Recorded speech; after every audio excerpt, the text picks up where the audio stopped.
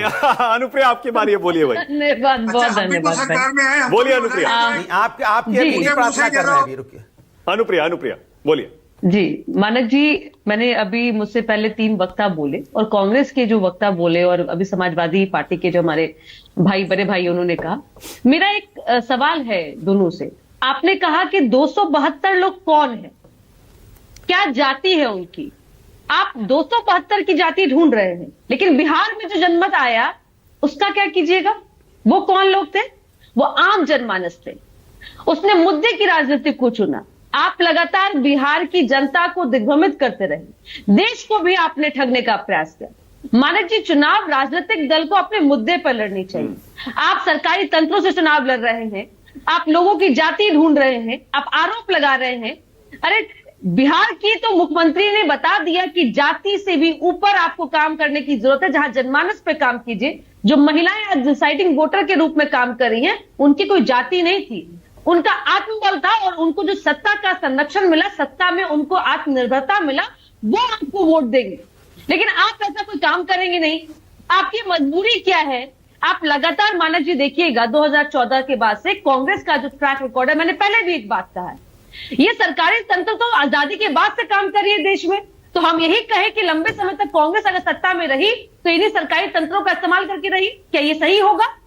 नहीं, क्योंकि आप सत्ता कई बार बदली है और ये देश की जनता चुनती है मुद्दे पे जो उनके मुद्दे के लिए काम करेगा।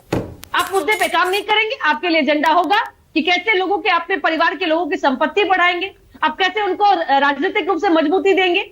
नीतीश कुमार जी से सीख लीजिए, नहीं किसी से सीखिएगा तो बधाई तो आप दे दीजिए मुझे, मैं सपा के प्रवक्ता बड़े भाई से कह रही हूं। आप चलिए सीख भी लीजिए, आप तो मानते हैं कि हम समाजवादी हैं, तो समाजवाद का मतलब क्या होता है? समाज के एक एक लोगों का उत्थान होना और सबका साथ सबका विकास होना, न्याय के साथ विकास होना। क्यों आप विकास के एजेंडा को जाति में बांधते हैं? मुझे बहुत दुख है।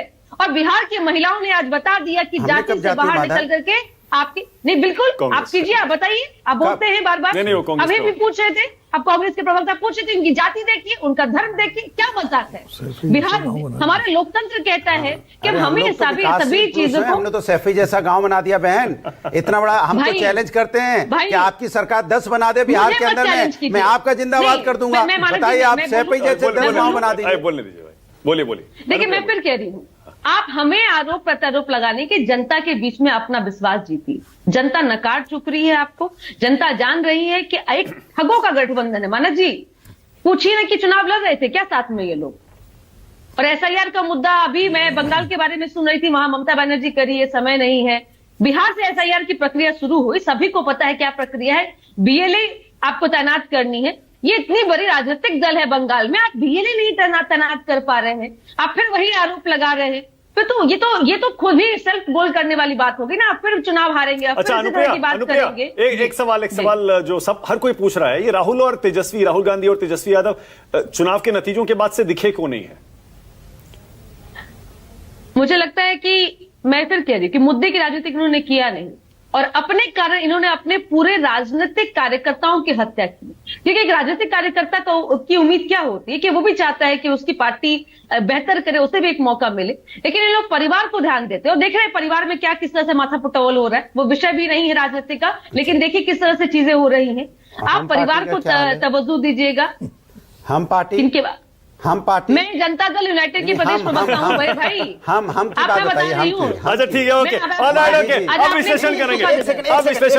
एक सेकंड, आपने परिवारवाद बोला, जो माझी जी है उनका दामाद, उनकी बेटी, उनकी समधन, वो खुद, आप बताइए आप कितना परिवारवाद लेंगे अपने साथ? आप देखिए मानक जी, अरे कुशवाहा जी बेटे जीते भी नहीं कैबिनेट की, उन्होंने शपथ ले ली और पत्नी को विधायक बना दिया, तो 70% वो, 80% वो परिवारवाद की बात कर रहे हैं।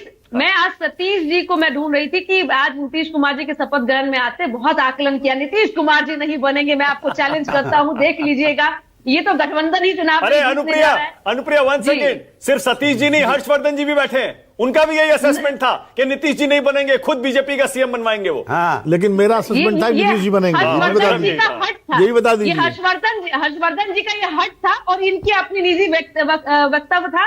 लेकिन सतीश जी कहते थे मैं चैलेंज करता हूं, आपको नहीं बनेंगे नीतीश कुमार जी। और मानक जी, आपने तो जो 1 साल हमें हमें जो अपने कटघरे में आपने सवाल पूछा और मैंने आपको कहा आप आए नहीं, ये मुझे दुख है। मैं तो आपका आमंत्रण पूरे साल देते रही, आपको आना था और बिहार में मुख्यमंत्री जी के शपथ ग्रहण को आप बुला लीजिए।